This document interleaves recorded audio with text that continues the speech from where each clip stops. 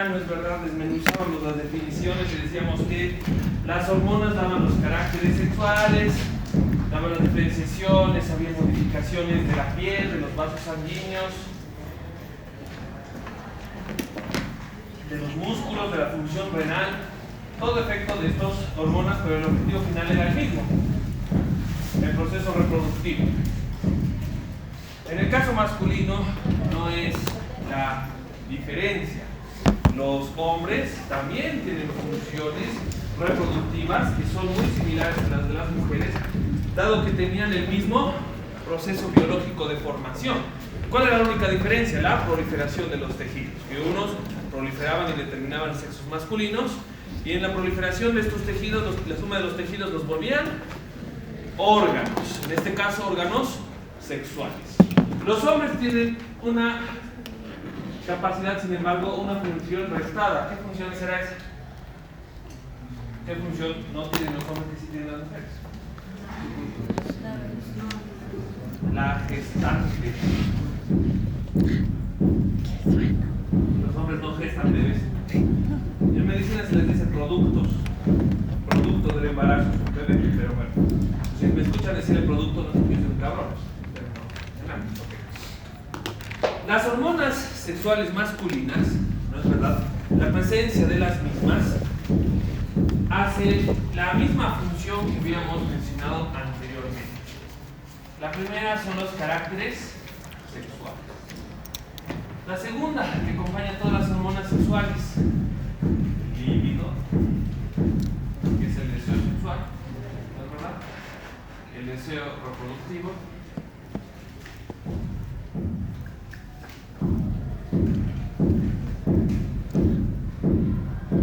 Y la conducta. Son todas las funciones que hemos mencionado anteriormente. Los efectos, ¿no es verdad? Está muy clarito aquí de qué hormona estamos hablando. La testosterona. La testosterona es por eso, por ejemplo, que cuando los pacientes son diabéticos, cuando los pacientes son obesos, ¿qué se les dice que hagan? Que hagan ejercicio. Y no es casualidad, porque en el proceso del ejercicio físico, tanto mujeres como hombres tienen esta hormona en común. Y ustedes dirán, ¿cómo que testosterona a las mujeres? Pero por supuesto, por eso habíamos descrito este segmento de hidroepiandrostenediona, de HEA. Para los que no les ha quedado claro, esta, ¿no? La DHEA, la de hidroepiandrostenediona, como dice su nombre, ¿no? Es la formación previa a la formación de las hormonas sexuales. La de hidroepiandrostenediona, dependiendo si le pones una cosa o le pones otra cosa, se vuelve hormona sexual masculina o hormona sexual femenina, que es la escala que les había mostrado en la anterior clase. Entonces la testosterona es buena, el ejercicio físico es bueno, porque por ejemplo tiene efectos ateroscleróticos, es decir, disminuye la posibilidad de que los ácidos grasos se depositen en los vasos sanguíneos y generen enfermedad. Entonces cuando tú haces ejercicio, disminuyes esa probabilidad. Después del aumento del ejercicio físico, la resistencia periférica disminuye y controla la presión, es decir, pacientes con hipertensión deben hacer ejercicio. Entonces, aquí tenemos uno. Tenemos pacientes metabólicamente enfermos, como el síndrome metabólico, que deben hacer ejercicio. Tenemos pacientes que tienen enfermedades vasculares asociadas a la elevación patológica de la presión, que deben hacer ejercicio. Vemos qué más. Los pacientes obesos, por ejemplo. Para que tú tengas un depósito de ácido graso, ¿qué tiene que faltar? A ver, ¿alguien se acuerda? ¿Qué te falta para que se depositen los vasos sanguíneos, en las grasas? Un transportador. Los transportadores en el cuerpo humano son contados, no son ilimitados. El hígado puede producir una cantidad en 24 horas que si tú comes muchas porquerías, ya no se pueden transportar. Y estas, si no se pueden transportar, correcto, se depositan. Sin embargo, si estás haciendo ejercicio físico, si te estás manteniendo con buena alimentación, promueves el transporte y ya no el depósito. ¿Y cómo yo puedo garantizar que se transporten? ¿Qué tiene que ver con las hormonas sexuales? ¿De qué está hecha esta hormona? ¿Alguien se acuerda cuál era su unidad básica? Correcto. Es decir, la testosterona es una gran sustancia para transportar estas sustancias, porque son lo mismo básicamente. Son la misma composición. ¿Tienen unos añadidos? Sí, tienen, pero en su función básica es la misma. Aumenta el metabolismo de los lípidos, y esa es una función, por ejemplo, que las mujeres también tienen, pero hay una cuestión. No puede aumentar el metabolismo de los lípidos en ciertos tejidos. ¿Por qué? Porque los hombres cuando hacen ejercicio se vuelven más caderudos. No, porque ellos gozan de testosterona. Pero ¿qué si les pasa? Sus hombros, que están hechos de músculos, ¿qué les pasa? Son más grandes. Y aquí es donde está la función. La función testosterónica del músculo hace que se genere hipertrofia muscular, a diferencia del género femenino que generaba distribución simétrica del tejido adiposo en las caderas, en los muslos y en las glándulas mamarias. Por supuesto, hay modificaciones del flujo de retorno renal. Entonces, ¿qué es lo que pasa? Aumenta la tasa de filtración glomerular. Entonces, básicamente, las hormonas sexuales, el ejercicio físico y todo lo demás, y la buena alimentación van todos de la mano. Es, por ejemplo, uno de los más grandes problemas, yo creo, cuando se enseña fisiología, que pueden ir a preguntar, no sé, tal vez estoy equivocado, tal vez mis colegas que enseñan fisio enseñan también correlacionando, pero la verdad es que el problema más craso cuando se enseña fisiología es que cada cosa se va por su lado, y no es así. Les doy un ejemplo. ¿Han escuchado alguna vez de una enfermedad muy grave que se llama Alzheimer? ¿Ya saben qué causa el Alzheimer? ¿Alguien sabe? Se ha descubierto hace poco. Que hace que pierdas. Eso es el Alzheimer. ¿Por qué lo causa? Bueno, les voy a decir que se ha descubierto. Se ha descubierto que la causa del Alzheimer es la odontitis. Sí. Las personas que tienen más inflamación de los dientes son los que más rápido desarrollan el Alzheimer. Ven como la boca por su lado no funciona así. No funciona así. Les voy a dar otra correlación. Cuando las mujeres en este país de mierda, porque el país de mierda se muere de un cáncer que es 100% prevenible. ¿Cuál es la primera causa de muerte de la mujer en nuestro país? Es prevenible, 100%, porque lo causa un virus. El VPH, papiloma humano. Las cepas 16 y 18 son las más peligrosas. ¿Cuál es el problema con eso? 100% prevenible, pero ¿saben qué? Si a un hombre le da cáncer de pene, no. ¿Saben de qué le da? De laringe.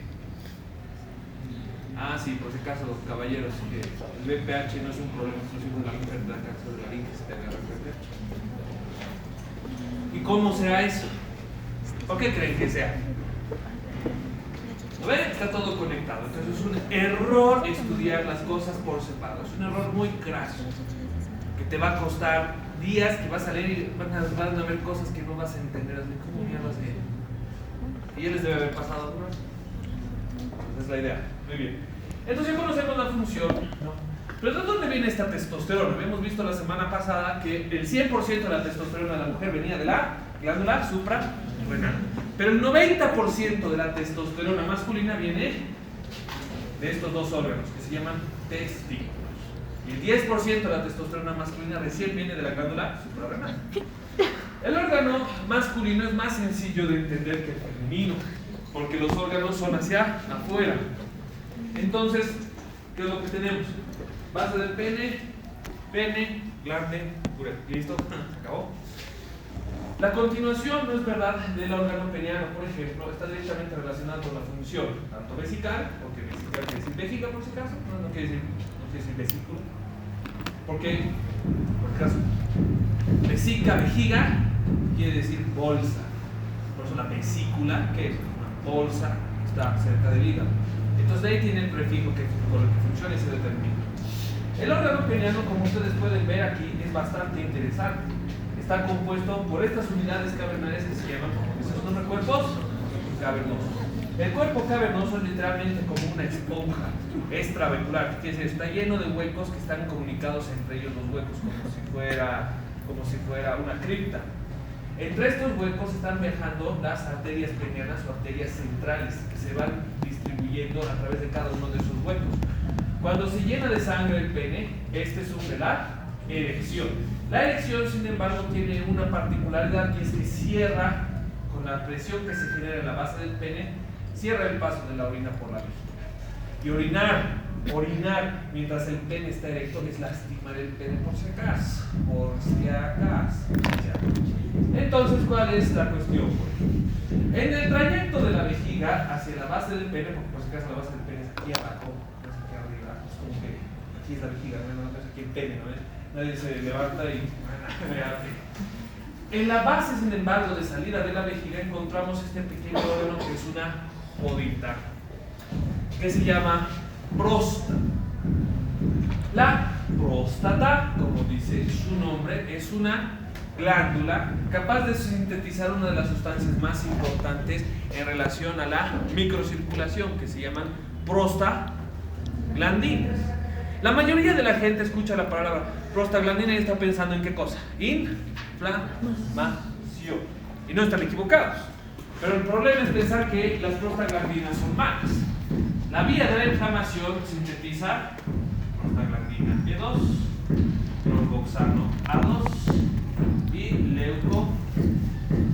leucotrienos. Cada uno de estos tiene una función en la inflamación. Alguien tiene una infección, agarró, se de sus uñas, se lo dejó abierto y como la piel está llenita de estafilococo, se le infectó la punta del dedo. Le duele, le molesta y ve las manchas ahí amarillas de lo que hay pus. Lo revientas, está inflamado. Perfecto. Lo drenas, tienes que sacar el panadizo. Han llevado panadizo en microbiología, ¿no? No han llevado, es asqueroso el panadizo. Las más ahora te van a ver. ¿Saben por qué se llama panadizo? Porque cuando tú lo ves parece banal. El panadizo es lo que produce el pus en los sitios de infección. Y un absceso nunca está curado hasta que sacas el panadizo, por si acaso. Y recién cuando empieza a salir sangre, tienes que seguir apretando hasta que salga una cosa dura, que eso es el panadizo productor del pus. Es un asco. ¿Cuál es lo positivo del panadizo? Lo puedes matar con antibióticos, pero normalmente en sitios distales, como las extremidades, es muy difícil que los antibióticos lleguen porque los vasos sanguíneos son chiquititos. No hay buena distribución de los medicamentos. ¿Y qué cosa tampoco favorece la llegada del medicamento? La inflamación. Muy bien. Cada uno de estos está describiendo un fenómeno inflamatorio distinto. Tumor, rubor, calor, dolor. ¿Han escuchado eso? Ya, perfecto. Entonces aquí está nuestro vaso sanguíneo. Tumor. La prostaglandina E2 es la que se encarga de eso. Los vasos sanguíneos son trabeculares. Mientras más cerrados están, más cerradas están las trabéculas también, porque son como una red. Tú levantas así la red y se separan las trabéculas, no cierras y se tensan. Entonces, ¿cuál es el problema? Las prostaglandinas generan que haya un aumento de la red trabecular. ¿Y qué le pasa al líquido? Se pasa al intersticio y se dermatiza, está tumefacto. Y cuando tú lo tocas, ¿es un tumor duro o es blando? Es blando, es pura agua. Se ha salido. Ese proceso se llama extravasación. Rubor. El vaso sanguíneo, por efecto de la prostaglandina, ¿verdad? Por efecto de la prostaglandina, está haciendo que se dilate un montón de vasos sanguíneos. El vaso sanguíneo se acerca a la piel y se hace visible. Rubor. Calor. Tanto los leucotrienos como las prostaglandinas tienen un efecto. El efecto de la prostaglandina es que cuando se toca la presión arterial acá, se genera calor. Y el otro es por la gran cantidad de flujo sanguíneo que pasa. Dolor, eso nada que ver, ahí es donde entra todo esto en conjunto, que la membrana celular del dolor, de las neuronas, se hiperpermeabiliza, se entra el potasio y las fibras C y las fibras alfa transmiten dolor y te duele. Tumor, rubor, calor, dolor, listo. Entonces, ¿cuál es el problema aquí? Las prostaglandinas, como dice su nombre, son sustancias que generan vasodilatación, eso nos está diciendo. La vasodilatación en este caso es positiva, porque nosotros tenemos que tener nuestro recuento de prostaglandinas para los pequeños vasos sanguíneos del órgano peniano. Entonces, la erección masculina de sangre dependiente en realidad es prostaglandino dependiente. Y nos está diciendo, por ejemplo, que este pequeño órgano que también sintetiza un poco de glucosa y un montón de cosas, es parte del organismo que funciona, que es parte del organismo de la función seminal, que está aquí. Fíjense, aquí está nuestra vejiga y aquí está nuestra vesícula seminal. La vesícula seminal, y tanto como la vejiga, tienen que atravesar la glándula prostática. para generar sus secreciones, ya sean secreciones urinarias o secreciones seminales. Pero esta es la cuestión. Un poquito más abajo, si ustedes observan, la red testicular, que de ahí viene la palabra testículo, porque si nosotros viéramos con sus vasos sanguíneos, veríamos que parece una red venosa que está cubriendo todo el testículo, y como red viene del griego testes, que le da su nombre anatómico desde el 1658 más o menos, testículo. Entonces el testículo, ¿no es verdad? El testículo, ¿cuál es el problema? Bueno, ¿cuál es la solución en realidad? Aquí tenemos el epidídimo que está recogiendo las secreciones gametogénicas. ¿Cuáles serán las secreciones gametogénicas en este caso? Los espermatozoides. Los espermatozoides son recogidos por el epidídimo, viajan, ¿no es verdad?, por el conducto eyaculador y llegan ¿hasta dónde? A este punto de inflexión en el que se encuentran con el líquido seminal. ¿Cómo se forma el líquido seminal? Sorpresa, sorpresa, se forma por filtración. El líquido seminal se filtra, pero tiene un componente muy amplio de glucosa, potasio y un montón de cosas más. Entonces continúa, los espermatozoides se mezclan con el líquido seminal, se mezclan con las prostaglandinas, cuando llegan a la base permiten ¿qué cosa? La erección masculina, y todos son excretados al mismo tiempo. Sin embargo, se cierra esta válvula cuando nosotros no estamos bajo el efecto conductual sexual y permite el vaciado de la vejiga. Es por eso, por ejemplo, que para, evitar problemas de las glándulas, del conducto periano, por ejemplo, se recomienda que después del acto sexual el hombre orine después, no antes del acto sexual. Porque la orina es osmótica y limpia la vía urinaria. Lo propio con las señoritas, por si acaso. Muy bien. Las prostitutas, por ejemplo, se apoyan mucho en la limpieza de sus genitales internos con una pequeña fruta que es de color azul. ¿Saben qué se llama? Es azul y es de tamaño. El arándano es un diurético natural. Entonces las prostitutas, como no se pueden meter un trapo, lo agarran y se comen abundante arándano, que además tiene abundante potasio y calcio, y tiene un estilo de vida de limpieza. O sea, yo sé que cuando por si acaso digo prostitutas, ustedes se imaginan unas cosas horribles en la ruta, ¿no? No es la única prostitutas que existen, yo sé que eso ya. Muy bien. Vamos a la gametogénesis. Fíjense qué interesante. Le daremos un nombre entonces. ¿Qué parece esto? Una red, ¿no ven? Ya, muy bien. Entonces, es la testes testicular. La testes, si nosotros hiciéramos un corte, ¿no es verdad? Tendríamos esta distribución que nos van a dar dos células. Las células de Leydig y las células de Certo. Entonces vamos a anotar para que no se olviden porque es la unidad funcional. En el ovario no es tan complicado, ¿no es verdad? Porque no hay estas células.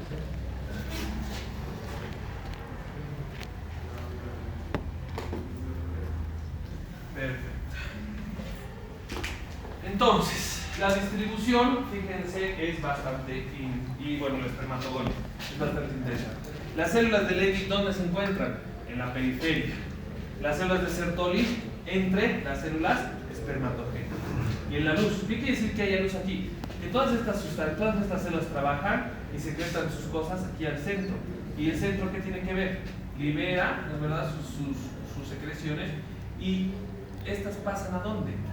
Aquí está el centro, estamos viendo esto. Empiezan a liberarse a la luz, y la luz es aquí adentro. Estas empiezan a liberarse ¿hacia dónde? Hacia el epidídimo, y posteriormente migran por la vía del conducto seminal. ¿Cuáles son las circunstancias, sin embargo? Como les había dicho, los capilares que llegan aquí a los extremos distales de las células ependíferas, de los túmulos seminíferos, son las que mantienen, ¿qué cosa? La ganancia de sodio, potasio, cloro, magnesio, bicarbonato. ¿Por qué? Porque estos tejidos no son diferentes a los de los demás. ¿Tienen un pH? Sí, tienen un pH. ¿Tienen una concentración de glucosa para mantenerse vivos? Sí, tienen una concentración de glucosa. ¿Necesitan ciclo de Krebs? Sí, tienen ciclo de Krebs. Por lo tanto, si tienen ciclo de Krebs, necesitan agua, necesitan vitamina B, necesitan glucosa y, por supuesto, necesitan oxígeno. Para eso están estos vasos aminocélulas. Las secreciones, sin embargo, ¿para qué sirven? Las células de Sertoli, que ustedes están viendo aquí, secretan proteínas y le dan su valor con una presión coloido-osmótica. ¿No es verdad?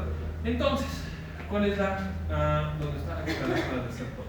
Sin embargo, ¿dónde está la función de las células de Leydig? Es verdaderamente la función de alimentación. La función de alimentación de las células consiste en lo siguiente. Esto lo vamos a convertir en nuestra célula espermatotélica. Ya sé. Cuando han llevado histología del sistema nervioso central deben haber visto que hay neuronas funcionales y neuronas de la glía, ¿no es verdad? Una de las neuronas de la glía era muy famosa porque formaba la barrera hemato. Eso es exactamente lo que hacen estas células. Son la barrera espermato sanguínea, por ejemplo, si es lo que quieren. Las células de Sertoli sintetizan proteínas. Entonces lo vamos a notar aquí. Las células de Sertoli sintetizan proteínas. Mientras que las células de Leydig están formando la barrera de las células tubulares epidimales, entonces permite la filtración de las sustancias. ¿Qué sustancias? En este caso de glucosa, por ejemplo, pero hay pocos. Y les voy a mandar de tarea la composición de las células. Y por supuesto, la última. ¿Qué hará el espermatogonio? ¿Qué sintetizará? El espermatogonio, gónada de espermato. Ya, entonces ya saben, en un conjunto, ¿qué es lo que hacen? Están trabajando en conjunto para sintetizar tanto las proteínas como los gametos. Los gametos se liberan a la luz y viajan por aquí para posteriormente ser liberados en la eyaculación masculina. Entonces conoceremos a esta pequeña célula. Ahora esto es bastante interesante. El espermatozoide tiene una particularidad. La cabeza está hecha de ADN y la cola de ARN. Ninguno de nosotros humanos ha heredado RNA de su padre directamente. Solo ADN, no RNA. Nadie hereda el RNA de sus padres. Ningún ser humano. Entonces, no es verdad, aquí tenemos las características y las funciones y la función.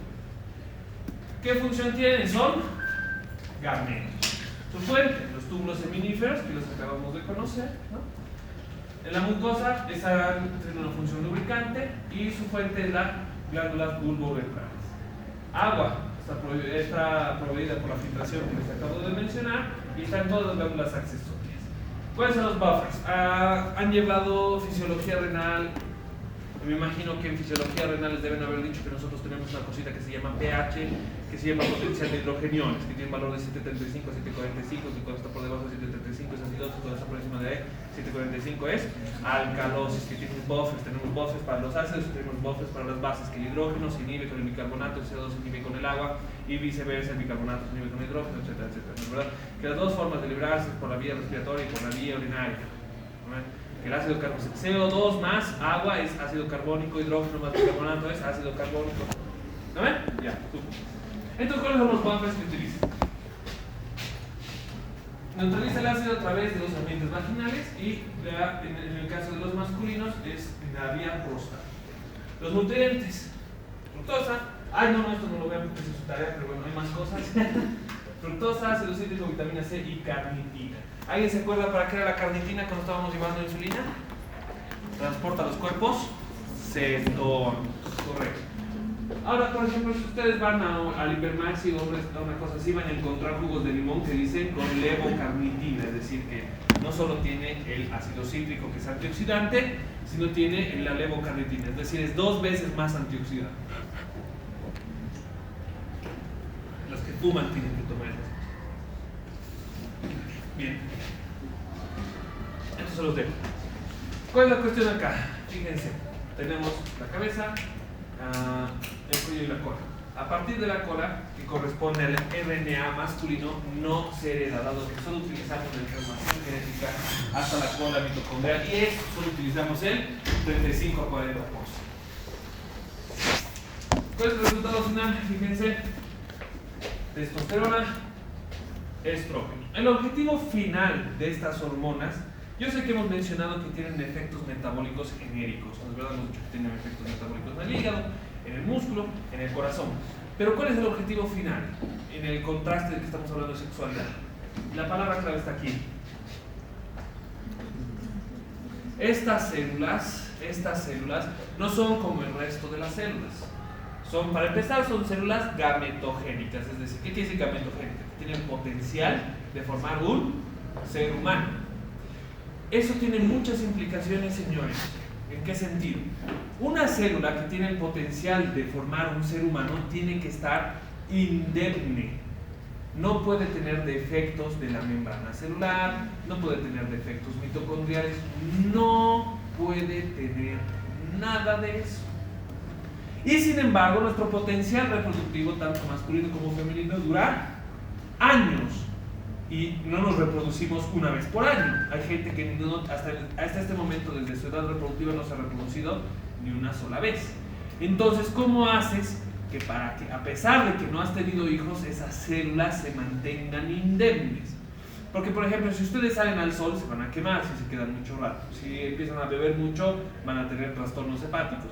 Sin embargo, esas cosas, si bien son permanentes, son crónicas, generan lesiones celulares, no comprometen la calidad gametogénica. O sea, a la larga sí, pero en sus estadios intermedios o iniciales no lo hacen. ¿Cómo no lo hacen? Como que tú te resfríes, tengas una neumonía, te dé COVID, no comprometes la calidad gametogénica. Para eso son estas hormonas. Yo sé que hemos visto muchas funciones, pero la función reducida, y es por eso que tengo esta tabla, es esta. La función antioxidante que evita esto, que era ROS. Reactive Oxygen Species, ¿qué significaba? Especies reactantes de oxígeno.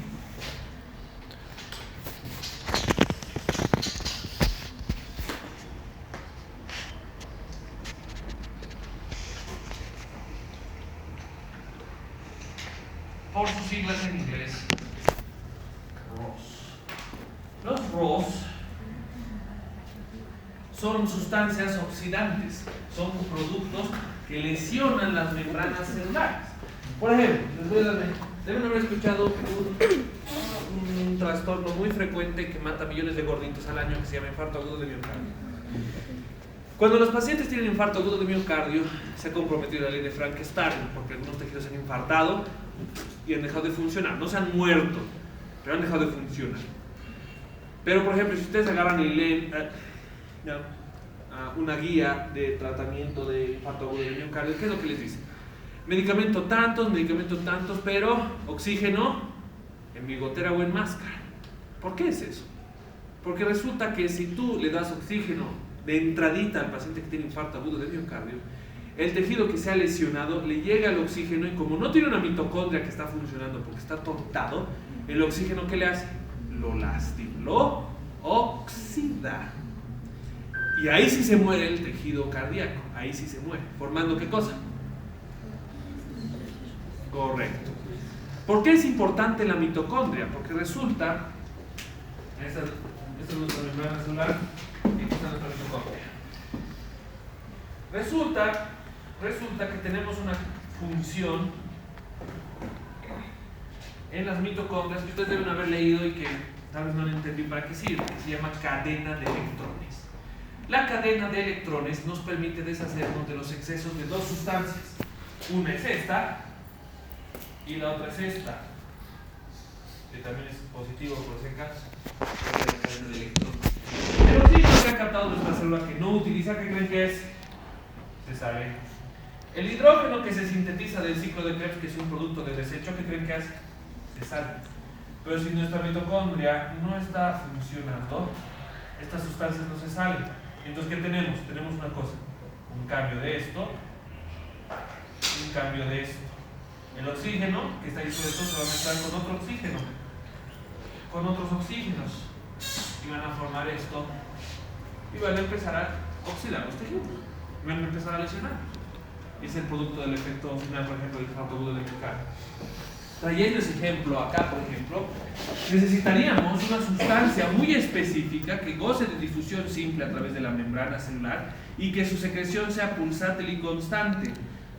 ¿Cuál será? Las hormonas sexuales. ¿Tienen secreción pulsátil?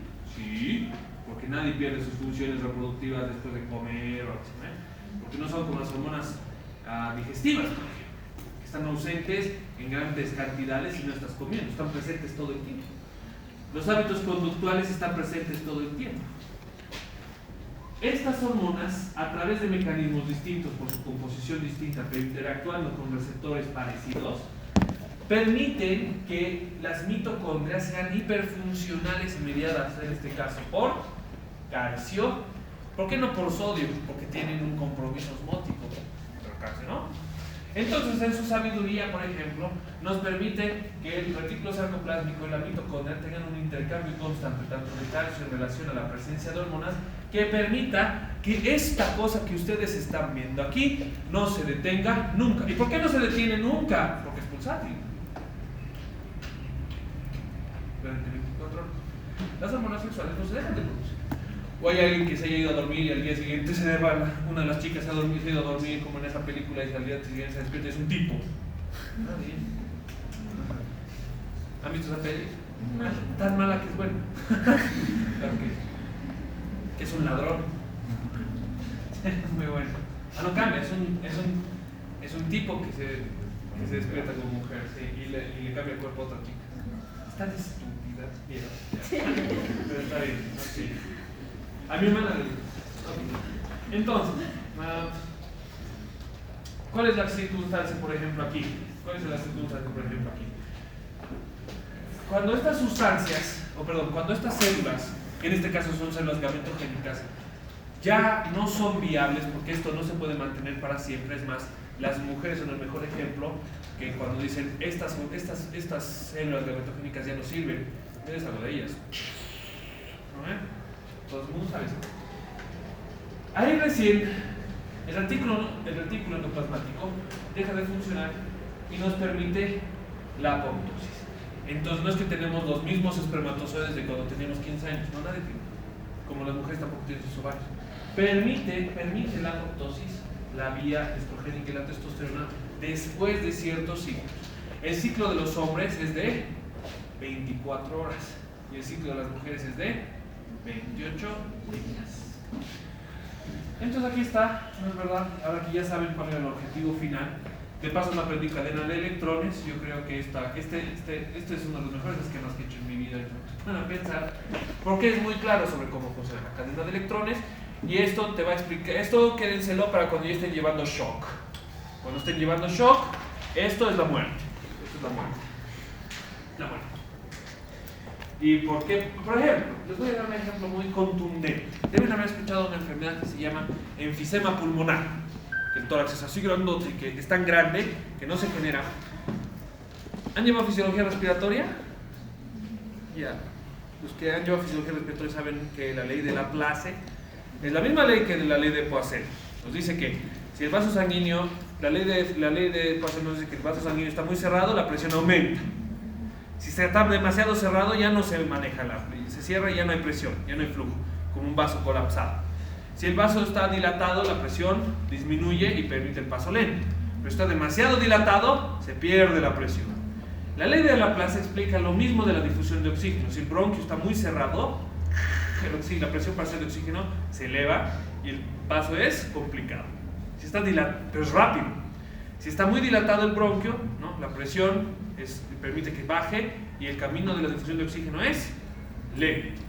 Perfecto. ¿Cuál es el problema? Si está muy dilatado, como en el enfisema, está tan dilatado que no se genera gradiente de presión y se pierde el oxígeno. Que bueno, con esta fisiopatología ya aprenderán bien eso. Entonces, ¿cuál es el problema? En el enfisema pulmonar, por ejemplo, en la bronquitis crónica y en el asma, está contraindicada la intubación orotraqueal. ¿Por qué?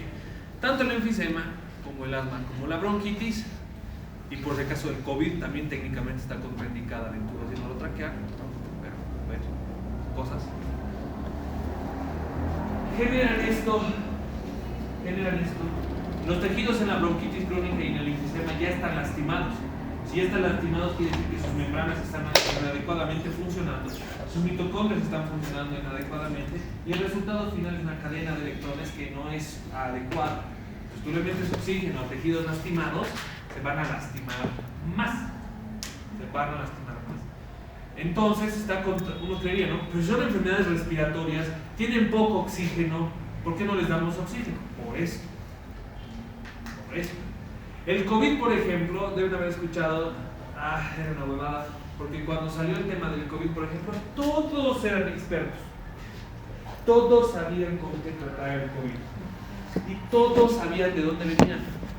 Y todos sabían qué es lo que te hacía. Todos. Tú veías, tú entrabas a Facebook y yo tengo la solución para el COVID. Cuando la realidad es que hasta el día de hoy nadie sabe. Nadie sabe de dónde vino. Nadie sabe a dónde va. Lo único que se sabe, por ejemplo, es que este país es tan malo que ahora es una enfermedad local. El COVID se ha quedado y como la nueva... ¿Ven los Simpson? La nueva soda de cola llegó para quedarse, ¿no? El COVID se volvió enfermedad endémica de Bolivia, señores. En otros países como Italia, vino como se fue. Mató 15,000 personas y se fue. Por pueblo, obvio. Pero nosotros, como hay una cosita pues que a los bolivianos no nos gusta hacer. ¿Alguien se da cuenta qué es? ¿Es llegar? No nos gusta, no sé por qué. No se quedan las enfermedades. Se limpian y se quedan las enfermedades y no se van. Porque la única cosa que tenías que hacer para que el COVID no se expanda, ¿saben qué era? Lavarse las manos, usar barbijo. Nada más. Eso solo demuestra, uno, la calidad intelectual de la mayoría de los humanos, y dos, nuestra capacidad de seguir indicaciones. Lávate las manos, usa máscara. No, carajo, no voy a usar esta mano. Yo los veía en la tele, yo no podía creer. Que los quemaban así los barbijos, y en esas juntas se contagiaban. Y todos estaban después, es que respirar humo de lo que quema barbijo.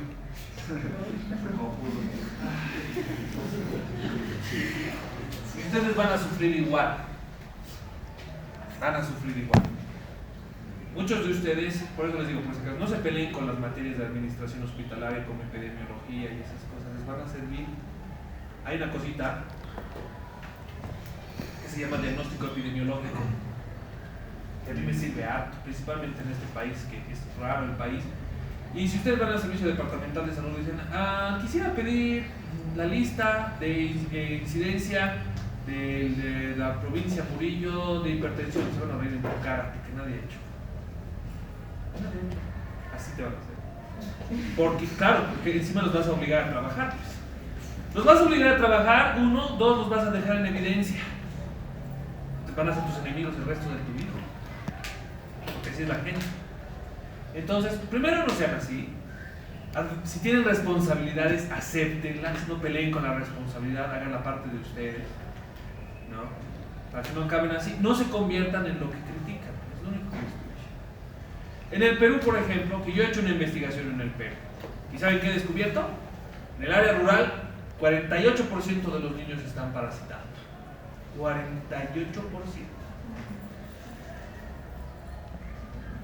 Algunos están infectados con parásitos de mierda que no hacen nada, como la Toxocara canis. Quiere decir que han besado a un perro. Eso quiere decir. Pero más allá de eso, aquí no me dejan hacer esas investigaciones. ¿Por qué? Porque tú haces esa investigación acá y los dejas en evidencia. ¿Cuántos niños están parasitados en el área rural de Bolivia? Es un misterio. Entonces, ¿no? ¿Qué otro lugar es un misterio, por ejemplo? Y es por un país que yo no les recomiendo mucho. México. Tú vas a investigar a México a ver si están parasitados, por ahí no vuelves, ahorita no matamos nada. De verdad. No. Ojalá fuera, ¿no? Ese país ya no le pertenece a las personas, le pertenece a los criminales. Si pueden evitarlo, mejor. Muy bien. Y si pueden evitar las ciudades del norte de México, mientras más al sur, mejor.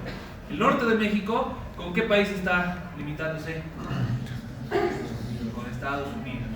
Entonces se guerrean entre las cárteles para meter la droga a ese país, para ganar en dólares. No vayan a esa ciudad Juárez, todo eso. Tijuana es noreste, exactamente.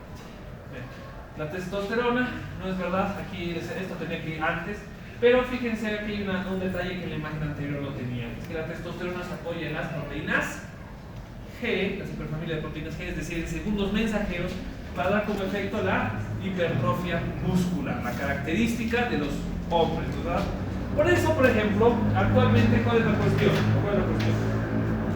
Deben haber escuchado que hay una nadadora trabuco que se llama Lia Thomas. ¿Lo escucharon una vez?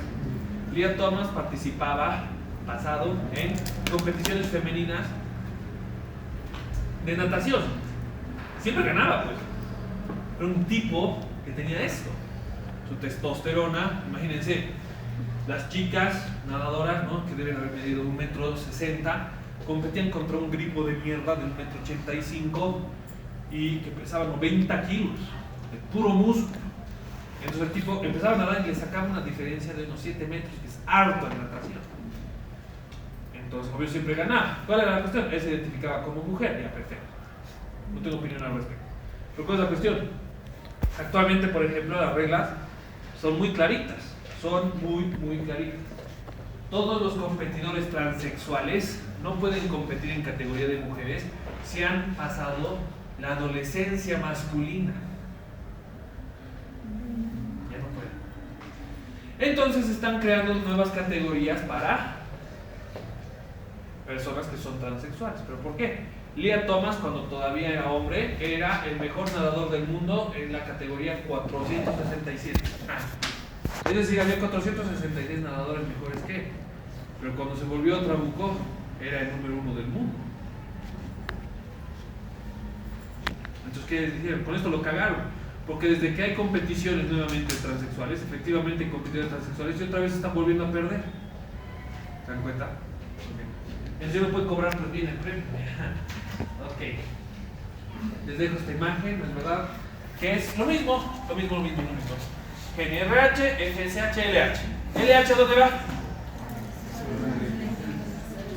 Fácil es esto, fácil. No hay cabida a la equivocación. LH, LL. LH, células de Leydig. ¿Qué hay aquí? ¿Qué hacen las células de Leydig? Perfecto. O sea, no sintetizan la testosterona, pero sí favorecen la sintetización de la misma y dentro de ellas se produce. FSH. Proteínas G viene el segundo mensajero y la ABP, Androgen Binding Protein, que da como resultado ¿qué cosa? La síntesis de espermatozoides. Es decir, FSH, gametogénesis, igualito que las mujeres. LH, testosterona, igualito que las mujeres. ¿Qué permite de testosterona que sintetizaba? Estrógeno y correcto. Listo. ¿Dónde se da todo este proceso? Aquí, tiene las células del receptor. Listo. Tarán. ¿Cuál es la cuestión acá? Fíjense, en presencia de testosterona no sucede nada. En ausencia de testosterona. En presencia de testosterona, beta oxidación. Disminuye la concentración de ácidos grasos y disminuye, ¿cómo se llama esto? La captación de ácidos grasos en el músculo. El músculo, por si acaso, ¿algunas han comido jiba?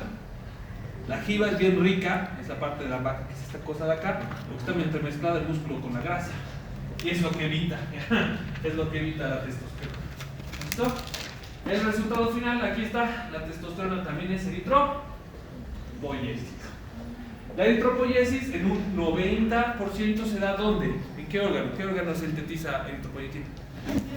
Correcto, el riñón. La eritropoyetina viaja por la sangre, llega a los huesos largos y sintetizan eritrocitos. ¿Y el otro 10% de dónde viene? De la testosterona. Es decir, la testosterona no solo es una hormona sexual, es una hormona eritropoyética. Correcto. Y bueno, aquí les dejo, por ejemplo, la correlación. Esto lo vamos a ver con más calma cuando estemos llevando sistema nervioso central y neurofisiología, que esa parte la vamos a ver muy extendida porque es con lo que yo trabajo, además. Entonces fíjense cómo la testosterona, la testosterona y las hormonas sexuales en general tienen una relación con el cerebro. Aquí les dejo las partes del cerebro y cómo los modifica. Fíjense qué interesante, en presencia de hormonas sexuales. El reward system, el sistema de recompensa que está dado por el lóbulo frontal, ¿qué es lo que hace? Activa la motivación sexual, las ganas de reproducirse y la elección de la pareja. El tálamo media los estímulos eróticos. El hipotálamo coordina los eventos autonómicos, es decir, el control de las vísceras sexuales, ¿no es verdad? La amígdala, la elección de pareja. ¿Y por qué la amígdala participará en la elección de pareja? ¿Para qué sirve la amígdala? ¿Alguien sabe? Hay una cosa que se llama hipocampo y una cosa que se llama amígdala. El hipocampo es para recordar y la amígdala es para asustarse y recordar lo feo. Para eso sirve la amígdala. La amígdala interviene en las parejas que nosotros no queremos tener. Porque fíjense, el sistema de recompensa participa en la elección de pareja y la amígdala participa en el sistema de elección de pareja. ¿Cómo? En contraste. La pareja que queremos la elegimos con el lóbulo frontal, las personas que encontramos sexualmente atractivas. Y la amígdala descartamos a las personas que no nos gustan. Así de sencillo. La región septal prefrontal modula la conducta sexual, es por eso, por ejemplo, que si tomas cerveza y violas a alguien, igual vas a la cárcel. Porque está comprobado por biología que tu cerebro sigue funcionando conductualmente. No es que no puedes diferenciar que está bien de que está mal. La corteza cingulada y la ínsula, que modula también el awareness, que es como que a algunas personas no les funciona muy bien, en verdad, y terminan teniendo relaciones sexuales en público, que eso no quiere ver nadie, ¿no? Nuestro lóbulo frontal, que tiene 3 secciones: dorso lateral, ventrolateral y órbito frontal. ¿Y por qué entonces si haces cagadas tienes que ir a la cárcel nomás? Aquí está. ¿Qué lóbulo le falta al mono? Aquí está. Ratón, mono, humano. ¿Qué lóbulo le falta? A ver, comparemos. El órbito frontal. Los simios se pueden comportar como simios porque verdaderamente no tienen un segmento del cerebro que les diga que no se comporten como simios. Los seres humanos existen en la Tierra hace 300.000 años. 300.000 años es harto. ¿Cuánto tiempo existen los simios? Aproximadamente 12 millones de años. ¿Cuánto existe la Tierra? 6.000 millones de años. Entonces, en comparación a la existencia de los monos, que es 12 millones de años, 300.000 años con esto es poco tiempo con relación a la edad de la Tierra. Es una corteza nueva. En latín, neocórtex. Fíjense. El neocórtex funciona de la siguiente manera. Los de Coca-Cola en los años 60, los años 50, es un error craso. En los años 50 diseñaron las botellas para que luzcan como lucen, con curvas femeninas, hacen a las botellas más atractivas de esa forma. Entonces, lógicamente, el consumidor más grande de Coca-Cola, en un 72%, son los hombres. Y en contraste, por ejemplo, en Estados Unidos y en Europa, ¿saben qué consumen las mujeres? De helado en lata, cuadrado.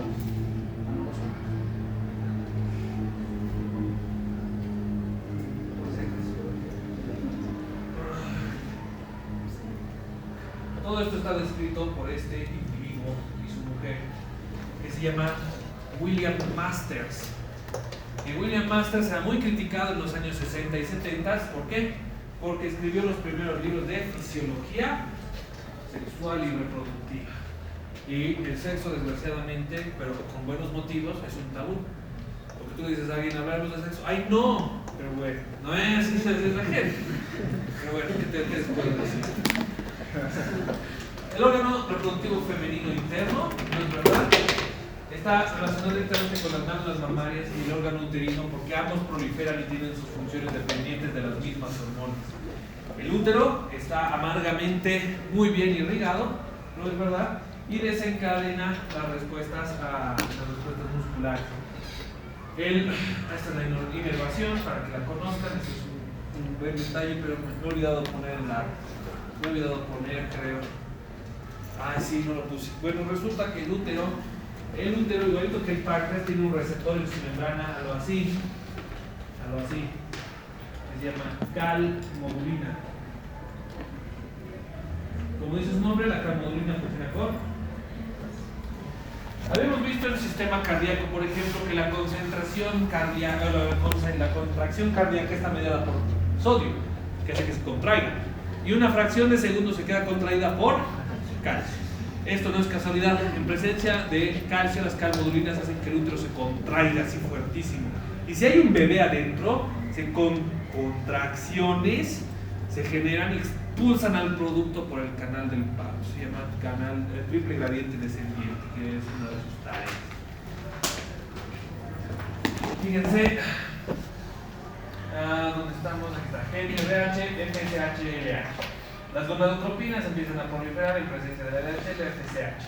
En el caso, por ejemplo, de los hombres, los andrógenos. En el caso de las mujeres, estrógeno y progesterona, que sintetizan, ¿qué cosa? Las modificaciones morfológicas propias de la mujer y los gametos. En este caso, ¿qué se llama el gameto femenino?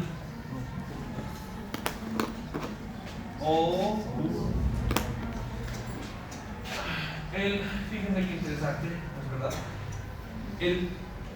El ovario es como un testículo, pero inverso. La fuente testis no la está cubriendo por afuera y está como que más proliferada hacia adentro en el tubo del falopio.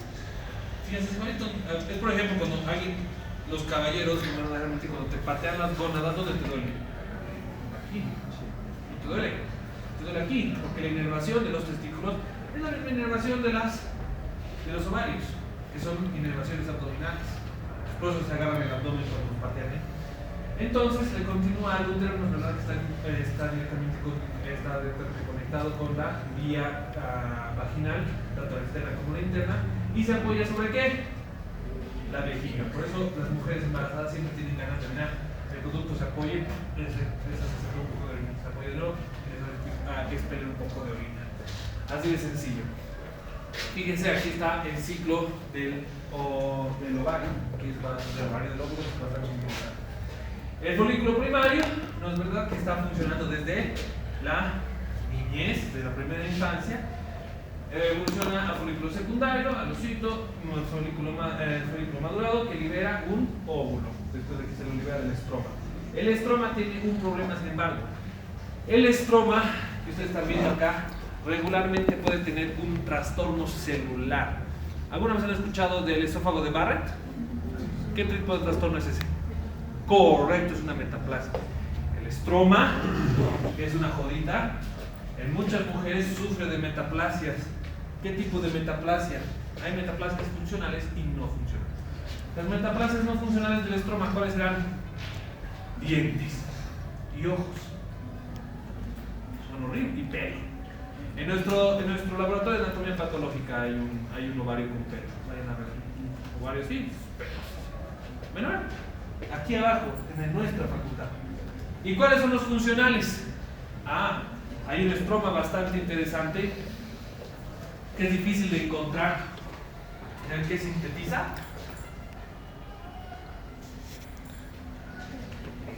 Hipertiroidismo terciario. Porque ves en la hipófisis y el hipotálamo. Tomografía, valores normal. Tiroides, normal. De algún lado viene esa T3 anormal y normalmente viene de acá. Ahora fíjense qué interesante, las arterias uterinas como perforan el músculo, literalmente el músculo, el tejido conectivo, y empiezan a proliferar dentro de la cavidad uterina, dándole riesgo sanguíneo a estas células. Es decir, el útero está altamente irrigado. Ahora fíjense, esto es el ciclo ovulatorio, que es bastante interesante. En una primera fase tenemos secreción de... Acuérdense, porque esto es pregunta de examen. La primera fase de la ovulación es con FSH, LH, GNRH, FSH. Mientras que la mitad del ciclo ovulatorio es por LH. ¿Y por qué la mitad? Bueno, es muy sencillo. Tenemos folículo estimulante que hace que verdaderamente los folículos generen óvulos funcionales que están preparándose para captar ¿qué cosas? Espermatozoides en el proceso reproductivo. Pero como ya no se captaron, a partir de la LH permite la degradación de la fase lútea. Se ha generado un óvulo, el óvulo no le ha pasado nada, no ha habido, ¿cómo se llama esto? Un encuentro con el espermatozoide y se va formando el cuerpo lúteo, el cuerpo maduro y el cuerpo salvícola, ¿no es verdad? Sin embargo, ¿qué hormonas sexuales predominan en la fase folicular? Al principio, el estrógeno, que en la fase reproductiva las mujeres se vuelven más atractivas. La indivina, que permite que haya una disminución de la secreción de estrógeno. Y posteriormente, la progesterona. ¿Cuál es el problema, sin embargo? durante el proceso de menstruación, ¿la menstruación duele o no duele? ¿Y saben por qué duele? Porque cuando se descama la parte interna del útero, el cuerpo no dice, eso es fisiológico. No. Por eso está esta imagen aquí. Al descamarlo, arrancas todo eso. ¿Y qué vas a tener? Vaso sanguíneo. Pero esa descamación, que encima es abrupta y muy dura, libera esta sustancia. ¿La reconocen? Factor de necrosis tumoral. ¿Y saben qué hace el factor de necrosis tumoral alfa? Aumenta la permeabilidad de las neuronas dolorosas. Entonces cuando se descama, el útero dice, me lastimaron, y libera estas sustancias, las células locales, todo esto, se libera todo esto, incluyendo el factor de necrosis tumoral alfa. Y el factor de necrosis tumoral alfa y la prostaglandina, ¿qué es lo que hace? Modifican la permeabilidad de las neuronas dolorosas de la cavidad uterina. ¿Y qué es lo que pasa? Se despolarizan, y ¿qué creen? También hay calcio, entonces te duele y te queda doliendo. En presencia del calcio. Duele y duele y duele. ¿Cuál es la cuestión ahora? ¿Cuánto dura una menstruación?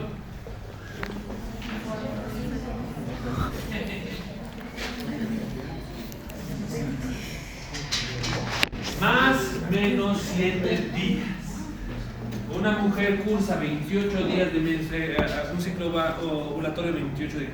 Si se adelanta 7 días, sigue estando normal. Se atrasa hasta 7 días, sigue estando normal. Más o menos 7 días. Puede adelantarse máximo 7 días, puede atrasarse máximo 7 días. 8, 9, 10 días, algo está saliendo mal con eso. Como por ejemplo, ¿qué enfermedad súper fuerte que estoy podrido de leer? Correcto, el síndrome de ovario poliquístico que me tiene hasta aquí. Porque todo el mundo tiene. ¿Cuál es el problema? El síndrome de ovario poliquístico es de fácil solución. Sí. Que no vayan al doctor y no se hagan tratar. O que sí se hagan tratar, pero no hagan caso, es una cosa. Soluciona fácil. Con el tiempo. Bueno, no voy a putear, Entonces dejo aquí esta tabla, no es verdad, que les voy a sugerir que la estudien mucho, ¿verdad? Van a encontrar las diapositivas en mi plataforma. Entonces, ¿qué está aquí? La fase ovárica, ¿no es verdad? ¿Cómo están las células antes del estímulo, durante la fase folicular, de la fase folicular tardía, fase lútea y post-lútea? Y van a encontrar qué le pasa a cada una de estas cosas. Entonces, ¿qué es lo que tienen que hacer? Leer. Nada más. Nada más. Y bueno, aquí está, ¿verdad? La descripción del ciclo menstrual, ¿no? Fase folicular temprana, tardía, fase folicular early, es temprana, late, tardía, fase medio lútea temprana, tardía. El resultado final, ¿cuál es? Aquí está la relación NRH, FSH, LH. ¿Por qué estudiamos más el femenino que el masculino? Porque hay una enfermedad de mierda que me tiene podrido, que ¿no? Y es más frecuente en las mujeres, porque los hombres, problemas testiculares que no involucran una patada, casi no. ¿Listo? Nada más. Ahora, ¿de qué hay trastornos masculinos de la testes? Sí hay. Cuando no descienden los testículos, etc. ¿Por qué no descienden los testículos? ¿Quién sabe? Han llevado embriología, ¿no ven? Hay una causa universal. Ausencia de testosterona. Si no hay testosterona, no desciende. Entonces el problema realmente no es del testículo, que no desciende, es una cosa más grande. Normalmente en el paciente masculino que no le desciende en el testículo, ¿dónde está el problema en el testículo? No. Por si acaso. Si hay alguien aquí que quiere ser pediatra, si alguien tiene la capacidad de soportar noches enteras, entonces denle. Yo, por ejemplo, soy pediatra de niños. ¿Por qué crees?